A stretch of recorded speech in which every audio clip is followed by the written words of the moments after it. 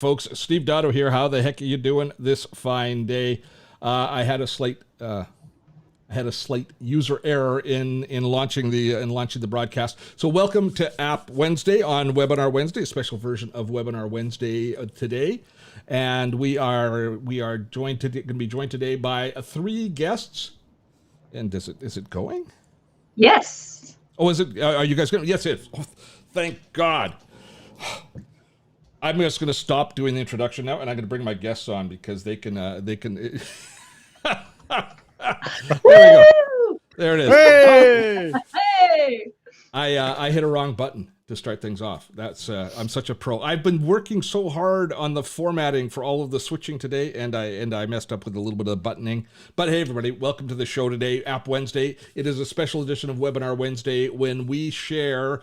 We bring on three guests, and they share. This particular week, they're going to be sharing their favorite free apps. So I looked for the most parsimonious people. Is that the proper term? The cheapest people I know, in order to join us on camera today, on the show today, because I knew they would have some great apps that didn't cost any money. So joining us from your left to right, first of all, Rachelle Moore. Now, visitor or guests or regular viewers of Dotto Tech might know who Rachelle is, because if you're listening to our Gray Matters podcast, she is the producer of the Gray Matters podcast, and she's, you've been doing it for 2 months now with me, Rachelle? Just about 2 months. So yeah, about 6 or 7 episodes so far on Gray Matters podcast. And it was time to roll you out to the rest of the community. In this, taking the center section is Mike Vardy. Regular listeners and viewers of this show will recognize Mike. Mike is the productivityist. He's in the middle of a big campaign. What is it you're doing right now? You got a big. Yeah, I just finished having a challenge called the Forge Your Future Challenge. We had 700 people join us on the challenge. It was the first time I did it. And we're now getting ready for the next thing, which is it's called Total Time Crafting. It's basically a productivity masterclass, and I'm in the throes of getting that ready for the month of May. Mike is, of course, the productivity expert of all time, and Ian Anderson Gray, who is one of the world's great live streaming experts, who was absolutely no help to me as we were going live today, as I had some issues. Ian is coming to us from the UK, so it's way past his bedtime right now, isn't it, Ian? I know. Can you tell? I told you I told you which button to press, but you just didn't listen. No, I did listen, but I'd already pressed a different one. That's the problem. I was scared I was going to bugger everything up. And it didn't help with you saying, Steve, if you took my course, you'd be fine. Steve, if you took my course, you'd be fine. Where were you last week? You know, Ian is at iag.me, and he, amongst other things, he teaches us how to more effectively live stream. So here's what we're going to be doing today, guys, folks. Is we are going to be doing our regular App Wednesday, which is. When we do App Wednesday, we create a little bit of a challenge. Is I ask each one of our guests to share with me 3 or 4 of their favorite apps in a certain vertical market. In this case, it's going to be free apps, anything that doesn't cost money. And while we go along, we examine each app, talk a little bit about them. You're going to discover some great apps as a result of this. And then when it is all said and done, we will vote, and there will be a champion. The app of the month will be crowned the winner, and there'll be bragging rights to the person who brings it forward. Now you want to stick around because you get to vote on the app of the month. We have a polling system to allow you to vote on app of the month. So that is absolutely awesome. And we'll be sharing that as we go along. And of course, comments in the chat, trash talking in the chat is okay as well as we go along, especially if they give something that's real crap. If they share a bad app, just let them know. There has been some bad apps shared in the past, but hopefully we're going to have good apps today. Now, before we get going, though, a quick shout out to 2 special groups. First of all, our sponsor is Restream.io. The reason that we are able to stream today to multiple platforms, some of you are watching us on Facebook, some of you are watching us on YouTube, is we use Restream.io, which allows us to stream to multiple platforms at the same time. Their technology is brilliant. And if we wanted to stream to Twitch, we could be going to Twitch. We could be going to all sorts of other platforms as well. but the ability to multicast within Restream is just it makes it special. And so my thanks to the folks at Restream. If you want more information, April will be dropping our link in the description or in the chat, so you can check out. If you are looking at live streaming, Restream is certainly a great way to go. And the other shout out that I have to do is to our patrons. Dottotech is a community funded platform channel, and we are supported through the generosity of our patrons, of which there are many online with us at this particular moment. Now, typically speaking, this is a fun Webinar Wednesday, but most Webinar Wednesdays are tutorial in nature. We teach some aspect of productivity, content creation, or online marketing, and we take each one of those webinars, and they're free for everybody to attend. They're great trainings and tutorials, but they're free for 1 week. And then at the end of that week, while people can watch the replay for a week, we take them and we archive them. And we have now 166 or so of these tutorials in the Webinar Wednesday archives, and they are there for the use of our patrons. So that's the biggest perk that people get through supporting us on Patreon.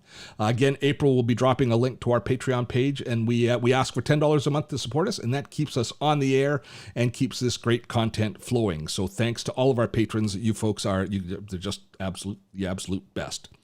All right, let's get into it. Who wants to go? I know who's going to go first. We're going to bring Mike up first. Now, what's going to happen is Mike's going to share an application with us. He's going to tell us what makes it awesome.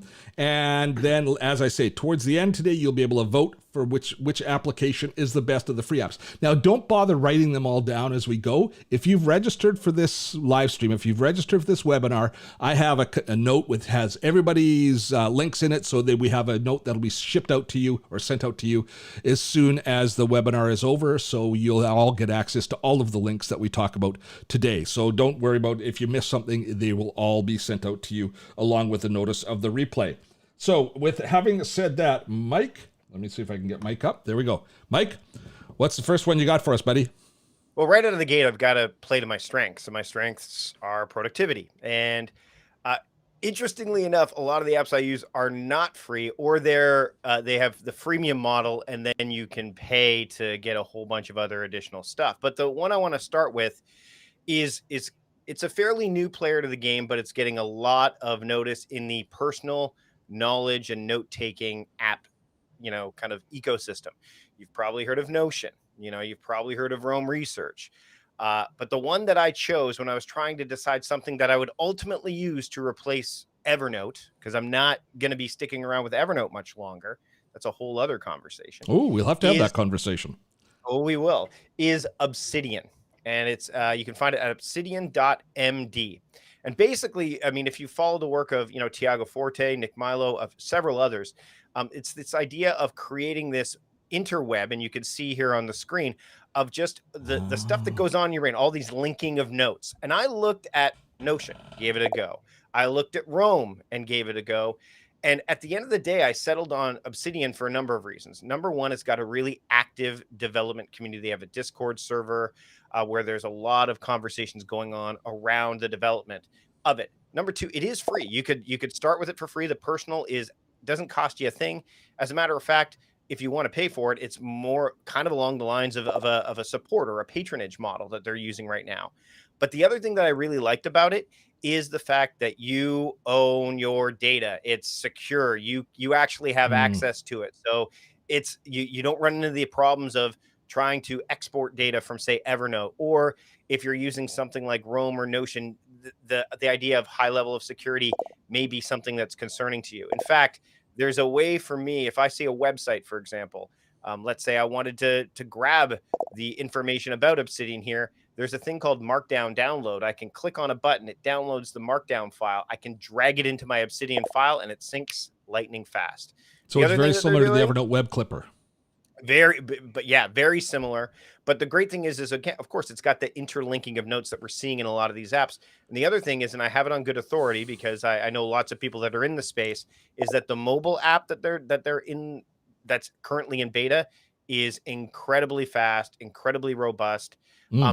I've fallen in love. I looked at all of the different apps and spent some time with them, and Obsidian's the one I'm sticking with. And so it's my first contender in the free apps showdown that we're having right now. You've caught my attention with this one. Now, it seems to be a direction that we're moving. This looks like a mind mapping sort of connection, the interconnection between all of the different notes and elements. Do you remember I shared with you actually the other day, I shared with you something called My Brain, and it's almost identical. And I think it takes the challenge with these apps longer to get our head around how it works and how we're going to work within that environment. Like a note, like the notebook metaphor of Evernote, everybody can understand. Notes in books, we understand that. But this mind map type interconnected world like this of all of these linkages and all of these which you can have. I imagine you can have different types of linkages. That takes Absolutely. a lot longer to figure out. But if you do, it's pretty powerful. Well, and the thing is that whenever you're taking on something new, like let's say you want to quote build that second brain or create this knowledge management network, it's a lot easier to have less friction when you don't have to pay for it. Like somebody who has spent time in this, and also not to have the limitations too. You know, I mean, with Notion, you can only have so many blocks. With Roam Research, you can only have so much going on. With Craft, which was another one that was Mac only, you could only do so much. With Obsidian, they're basically saying, here, go play and build it bit by bit by bit. So that's another reason why I decided that this was the path I was going to go down. And I'm actually taking a course starting next month, the month of April, on this idea of linking your thinking. There's Nick Milo's got this great course called Linking Your Thinking. And I know some people that have taken it and they said, if you want to kind of get into it, you can invest your time and of course money in a course like that. But there's lots of YouTube videos that show you how to get into Obsidian as well. So this is the one that I settled on. So Biggest that's why concern I have is it's too inexpensive. The price of it is only $25 one-time payment for the paid version. That's not enough. Yeah, but we're talking free apps. You sent me down this rabbit hole, and okay, fair enough. This is why. Fair enough. I came out swinging. I came out swinging. You are correct, sir. So Obsidian is our first contender coming from Mike Vardy. Excellent, excellent, excellent. All right, let's head over to Rachel. Rachel, what do you got for us coming up first? I am going to lay Obsidian out with mine. Mine is ClickUp. And we're going to cover, yes, ClickUp is you might think yet another project management tool out there, but it is the project management tool, okay? If you've ever, if some of you out there can relate, we're spending so much time trying to find the perfect tool, the perfect platform that can do everything for us. I found it, y'all. It's ClickUp. Okay. I have worked in all the other project management tools, and they're great. You know, they do different degrees, but ClickUp has just blown me away. And you can do so much with the free level. I mean, I kept trying things on ClickUp. I'm like, okay, any second, I'm going to get a little pop-up saying, oh, you have to upgrade for that. It took me forever. So let me just tell you a little bit about ClickUp. So it is a project and task management tool. I'll tell you the reason I went into it first was I wanted to make a content calendar. I work in content marketing. I'm like, I need to kind of visually see in a calendar form, not an Excel spreadsheet. Wanted to see when all my content was going out. So I tried out. There is actually a template for content calendar in ClickUp. Tons of templates. So pretty much anything you want to do, you can create a template in a view right there and start building it, right? So slowly but surely, I started dabbling into the rest. So if you want to see your tasks any way you want, let's say you like Gantt, you like Kanban, so like the Trello kind of moving your boards back and forth and your cards. You like a list. Maybe you do like a table like an Excel spreadsheet. Or you like a timeline. Maybe you want, I think that Mike mentioned mind mapping. They have mind mapping in there. Yeah, that's all there. And so you can do all of this. I mean, seriously, you can brainstorm and whatever. But you have so many options within a task and ways you can filter it. You can do tags, you can do custom fields. You can actually do comment threads that you can upload files into. You can tag people and all those kind of things. So you actually can work solely within ClickUp. And that was the big thing for me, because I don't know about the rest of you. If you are just like, oh my God, I got to do something and I have to use like 3 or 4 different apps, right, to get it done. ClickUp integrates with just about everything. You can say goodbye to Slack. You can say goodbye to Teams. You can actually, if you are forced to work with like OneDrive or SharePoint because that's your storage or cloud storage, you can bring and link those documents right into tasks and edit them right in the task, and it updates on your SharePoint.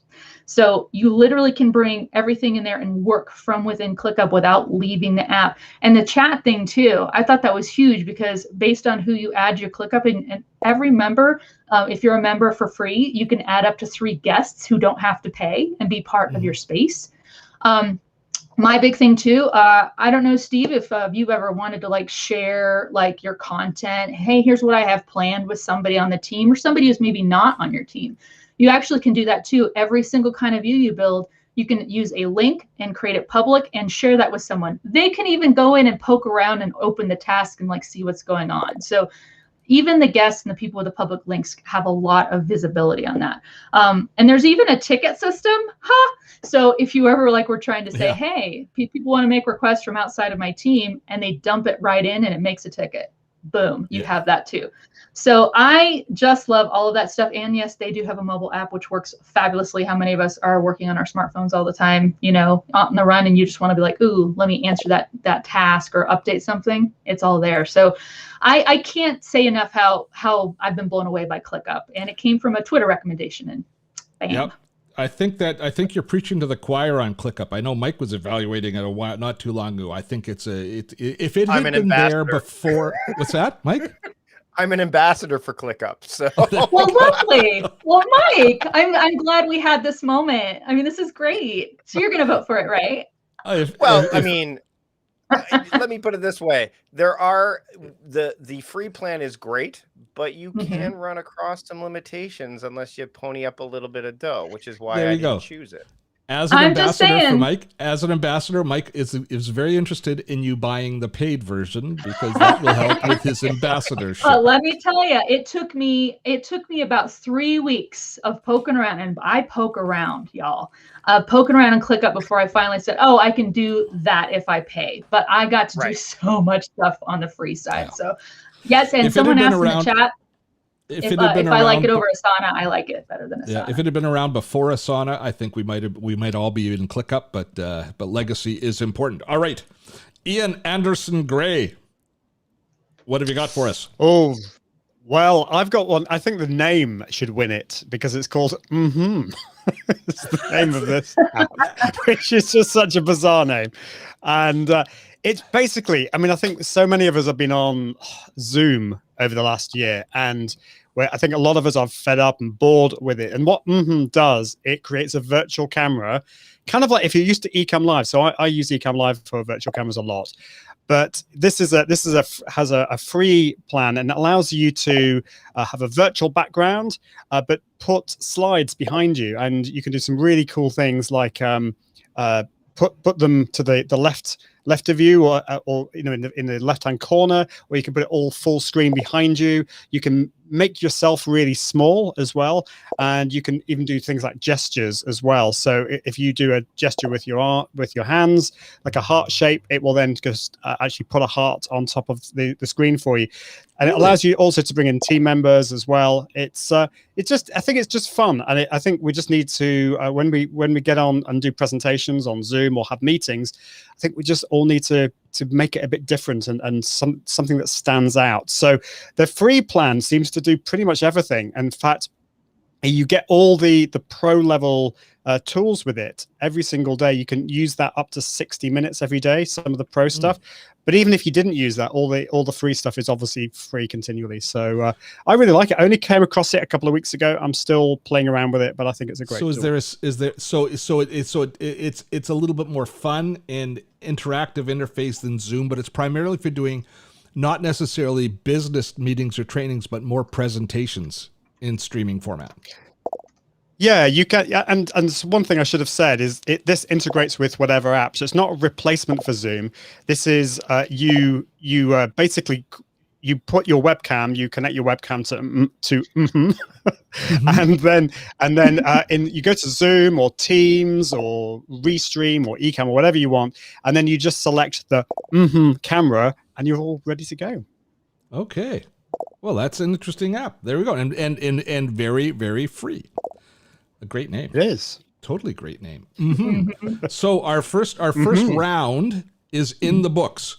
Rachel has come with ClickUp, which is a product that Mike is an ambassador for. Obsidian is Mike's pitch, and Mm-hmm. Are you sure it's Yeah, it's you. Oh yeah, there is an H. Mm-hmm. Wow. I've You never. can say that however you want to. Mm-hmm. Is there any other product that does not have a vowel in the name? I can't think of one. I don't know one. I can't think Someone of in one. the chat's gonna know it. Come on. Yeah, and it's just gonna start a whole bunch of new apps. Peter Davenport is going, yeah, now we're gonna have aha. Or Yeah, what's a fart sound? We can use that as well. All right, let's get into round 2. So, Mike, you are up again, sir. What have you got for round 2 with round 1 now in the books? So let's go with something that's not terribly productive, but is something that I think would be entertaining for so many different streaming services that are out there right now. You've got your Netflix, you've got your Amazon Prime, Disney Plus. If you're a sports fan, you might have DAZN. This one's called Tubi, Tubi.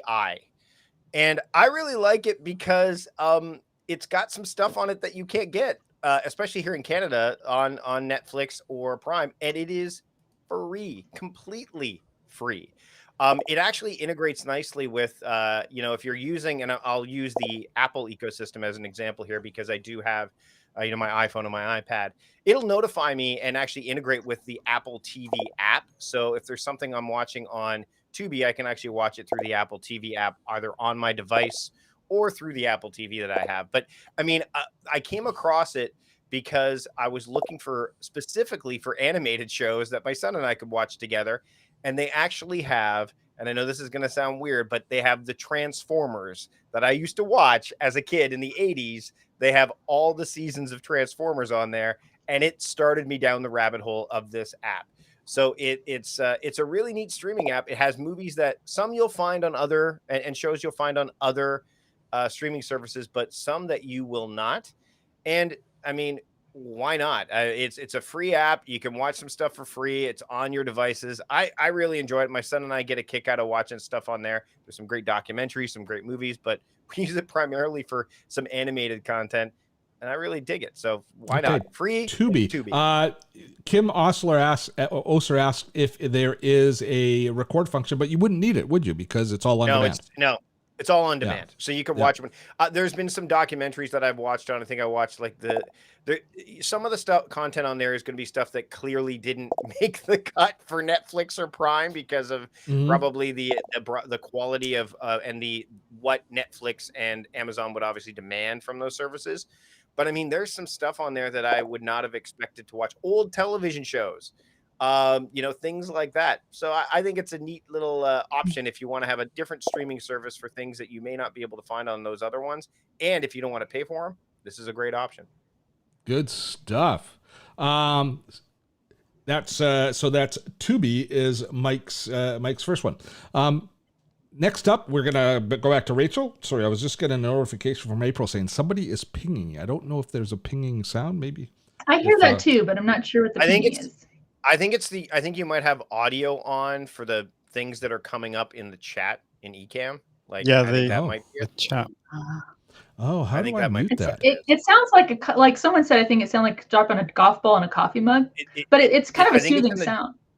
It's in the preferences of general, and then I think you uncheck the audio. Okay, well, I will go in and check that while we get Rachel up and let Rachel start to describe her next app. There we go. Rachel. My next app is lovely. It's called Marco Polo. So I'm a Gen Xer, y'all. Gen Xers, holla in the chat.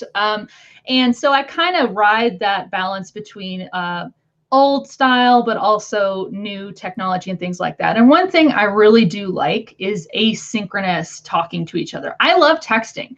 It's actually how me and my husband started dating, was we started just texting back and forth. And that's what we do all the time. And everyone's probably got at least, I would say probably 2 messenger or messaging apps on your phone where you just do back and forth, back and forth. Marco Polo adds a video component to that. I only learned about this from my cousin actually last year, and now this is how I stay in contact with him. So basically what it does is it's a free app on your mobile, and you can record a video message, and you record as long as you want. And once you're done recording, you basically stop recording, and now it sends that video message to whoever's on the other end of that. And so then you just can wait. And it's great because, my goodness, we all are doing stuff all the time. I am one of those people. I actually have, if people called my voicemail, it says, "Hi, I'm not going to answer your voicemail. You're much better off going and texting me. So please do that. Here's my, got my number, obviously. Text me, and then I'll get back to you." So I love Marco Polo for the fact that I don't feel pressured to like, hey, let's have a phone call at 5 p.m. And frankly, even though we're all kind of stuck at home right now, there's stuff going on. I'm always in the middle of something, right? So I love that this lets you just do a video thing back and forth when it's convenient for you. Get a little alert that you've got a new video from the person, you go watch it. And you can even react to it on emojis. So it does have a freemium or premium level, but right now I'm just using the free version. And I just love the fact that I can kind of control when I see the messages. And of course, I mean, we're on video right now. I like video no matter what. And I kind of find it better than even just a phone call. I'd rather be on a video. So for me, it just works great. And I have reconnected with my cousin, and it's been awesome to be able to use it as an app today where you just want to get a human face and a human voice, but maybe right when you want it. So Marco Polo, great mobile app. Give it a shot and tell me what you think, but I'm digging it.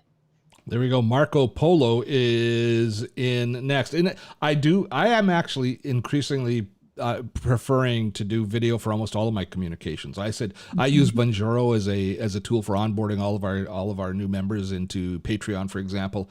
And I use Snagit. I'm often capturing quick little screencasts and sending them instead of writing an email. I find I'm a more efficient communicator. Speaking rather than typing, and so it's I think that's a growing marketplace. I'm going to apologize to everybody. I can't figure out how to turn off the notifications as the audio comes in, so for the rest of today's live stream we're going to have the little bleeping in the background, and then I'll reach out to the guys at Ecamm and find out exactly how I can turn that off, unless Ian comes up with a solution as we're going along. You just need to open preferences. It's under general. The top one, play app sounds, needs to be unchecked. Okay, it's preferences, play app sounds. General. Oh, there it is. Yeah, that's it. Oh. It was an app sound. I was like, there it is. It's fixed. Ian. That should not in any way sway anyone to vote for Ian. I just want to be clear about that. But we're going to let Ian drop a link to his live streaming course after this because Fair enough. Because that alone was worth it. He knew exactly what to do. All right, Ian, you're on now. It's time for you to actually put forward your next pitch. Okay, so my next one is Descript, and I love this, and I think this used to be like a secret app that no one had heard of, but I think it's becoming much more popular now. I use it for pretty much everything in terms of repurposing my live shows. So it's basically you can use it to edit your videos, edit your podcasts, but it works in a very different way. What you do is you can drop in a video or drop in an MP3 audio file, and then it will transcribe it for you. Now, with the free version of this, you don't get so much of that, but I don't know, how many hours do you get with the free version? 3 hours transcription is what you get. So, but then what you can do is you can then just remove the words that you don't want. If you, for example, misspoke, you can just delete that, and it will delete that from the actual audio file itself. Or the video, you can remove filler words and things like that. I think some of that will be only on the paid version, but the free version does give you quite a lot, and it's great also in the ability to repurpose. So from my live shows, what I can then do is I can go in, I can just transcribe it, and then just select a couple of sentences that I want to turn into a snippet, and I can then export that as a video file or an audiogram. It just does so many things, and you can even, if you're really geeky and you like to use tools like Adobe Audition, you can export it in that format and then edit it in those tools as well. It's absolutely amazing. So we're seeing a couple of apps like this come down the pipe, Ian, and I'm glad that you shared it. I've actually there is a brand new paid app that does it, and it does things like looking at all of the kind of the air between if people speak slowly and there's lots of pauses. It actually compresses it a little bit for podcasting. But here's the beauty of interesting. Here's the beauty of this is visually editing a podcast means that the sort of thing that you just said is I want to get to this sentence and I want to clip that out and I want to use it for promotional purposes, or I want to, especially if you are doing an interview, if you're doing production work, like documentary type work on audio, where you can actually see the transcript married to the waveform. And so that you can then, so you can read it, so you can go directly to what you want and clip it. If I was producing like radio type features, like news features on audio or that sort of thing, this tool would be an absolute essential, and it would probably save you, I'm going to guess, 50% of the time on editing large features together. It's that valuable a service, and it is cool. I don't know how it's going to work in video though. I wonder, like, does it actually take it out of the MP4 file and then you import it again into a video editor? So you edit it within Descript and then you export it as an MP4. So it just has looks like you have lots of jump cuts in it then. Yeah, I mean, obviously you want to be careful with how you do that. You don't want to necessarily remove everything. There is an option to like remove all filler words like and and things like that. And if you remove all of those, and you're the kind of person that does do a lot of ums and ers, it's going to be a bit kind of jumpy like that. So you obviously want to be careful with it. But, you know, for things like, I'm going to be using this for things like YouTube Shorts and Instagram Stories. I want to take a very short little bit. And it doesn't matter if it's a bit jumpy. So I think it's great for that kind of thing. And Zenatus is asking, and unfortunately, I think I know the answer. Is it only English? And it is only English, is it not, I believe? That's a really good point. It may be English at the moment, but I wouldn't be surprised if they're working on that. I mean, they're adding so many new features. Some of these features, like the Filler Words Pro and Overdub. Overdub is really scary. This is only available on the paid version, but I'll just mention it briefly because it allows you to record yourself, and then it'll be able to get an idea of the way you speak. And so if I said, I really like bananas on my podcast, and I actually meant to say I really like apples, you just delete the word bananas, type apples, and then it will speak the word apples in your voice. So you can get it to do that. And also, it will also, I can't remember exactly what this is called, but this is, it will also get an idea of the silence in your room, or it's obviously not silence, but the room noise, I think it's called. And so when you stop speaking, and you want to do those cuts, it will actually add the room noise to your podcast as well. So it's the thinking about everything. Oh, wow. That's very cool. That overdub is kind of scary. It's yeah, but also just pretty darn cool. I like that. So this is Descript. It's one that's been on my horizon for a while, and I'm glad that Ian shared it. And it sounds like it's just getting better and better and better. So we're through round 2 now, right? I believe so. Yes. So round 2 started with Mike sharing Tubi, which is watching bad TV. If you want, that's not good enough to make prime time. And Marco Polo for Rachel, so that you can communicate with your friends without actually having to talk to them. That's nice. And at the same time, right? I think you just won it for me there, Steve. There you go. And Descript, which is for me and Anderson Gray, which is audio editing by text. Just out of curiosity, have either of you tried Descript? I know Rachel's already thinking about it for our podcast. I totally am. I was like, yeah, I've seen it, and it's actually showing up as you can. There's a couple of tools. I think it's Captivate.fm, which is what I use for my podcast hosting, that actually has a direct integration with it. It does. Yeah. So it's been that. I mean, I keep seeing it, and I'm like, it's pretty compelling. Yeah, it is. It is pretty compelling. Ooh, Ian came on strong. Ian was whining. When I first assigned free stuff, he's like whining. He literally whined to me in Facebook, like 3 posts. Steve, I have some other good apps. Can I use them? I think he's just mentally prepped, man. He's come on strong. He's come on strong. All right, so that's round 2 in the books, and let's just jump right in. How are we doing for time? Oh, good. We're just on time. We are going to have round 3 coming up right now, Mike. I think you're behind, Mike. I think you're behind. So I think you better come on strong. So what do you got? Well, I think that it's really tricky to find a free app that allows you to do the kind of stuff when it comes to habit tracking, which is the one that I'm going with now. There's several of them out there that when people want to start adopting habits, they're like, it gets to a point where they're adding more features and you have to pay for those. Plus, I think a lot of people end up using to-do list apps for tracking habits. And I don't believe using a to-do list app or a project management app is ideal for tracking habits. I think that there is a space in the market, just like I mentioned earlier, for a tool like Obsidian for habit tracking apps. And the one that I'm going with here, it's available on iOS and Android, because I'm seeing the comments in the chat. Let us know what it's available for. It's called Productive.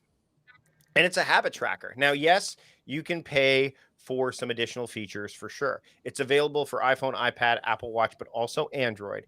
And the idea is that you get to build these robust habits inside of one app. So then you know, hey, I want to be able to track these things separately from my to-dos. Now, what I like about this is when you first sign up, is it actually kind of guides you to not overdo it when you're trying to decide what habit to start. So for example, let's say you want to read more, and that's one of the habits you want to take on. It gives you the I think right out of the gate, it gives you the option: do you want to meditate, do you want to exercise, do you want to read, or do you want to I don't know, go for a I run wonder, or is there whatever. one to be nicer? Because I need that. Yeah, well, that would be one I would appreciate you taking on. But but the point is that so I actually, when I signed up, I'm like, yes, I want to read more. I want to read, and it says, okay, well, read 20 pages a day. And I said, no, I want to read 50. And then it gives you the advice going, hey, in order to build a strong habit, you might want to start smaller. So then it gives the option: do you want to start small, or do you want to go with what you've just suggested? So there is some guidance built into it, which is huge when you're trying to not only adopt new habits, but also try to get into a new app. And yes, there are, again, paid features to this app, but if you're going to track habits, I think it's important to have it segmented from, say, the apps that you're using to track tasks and projects and things like Yeah. that. And I think Productive is a really, really valuable contender in the habit tracking app space. We are. I believe that many of us are starting to see the value of apps for this sort of stuff. And you know who's led the way here is Apple with their watch. You know, just the Yep. things like the Breathe app, which everybody turns off as soon as they get it because it irritates the crap out of us. But just, you know, reminding you to stand, reminding you to breathe. Those little things is if you start to embrace them, you start to recognize that they do help you. They do help you modify things for the better. Well, And and I so, think, yeah, and I think tracking habits versus tracking tasks is really key, because habits are those things that help, have impacts on the way that you're going to be more productive, on the way that